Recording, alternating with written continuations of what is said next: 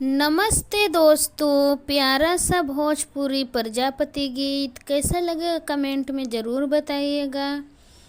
लाल गुलाबी नैना शराबी, लाल गुलाबी नैना शराबी, प्यार के हम हिन कहानी हई, पियावे वाली मटका में पानी हई, ये जान प्रजापति के रानी हई।